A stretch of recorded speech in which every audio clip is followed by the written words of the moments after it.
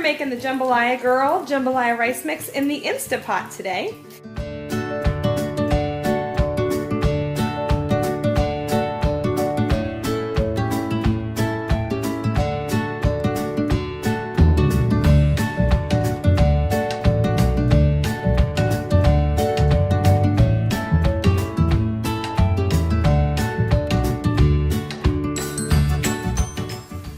Our chicken and sausage is all cooked down. Now it's time to add the water and the rice.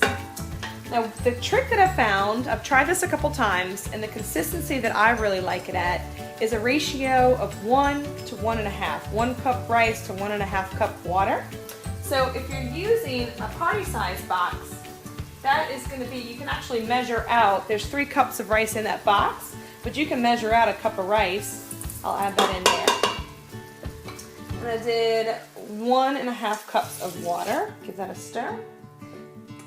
But if you're using my 8-ounce box, that one actually takes, it's that box with 1 3/4 cups of water. But guys, that's it. That's the beauty of the Jambalaya Girl rice mix.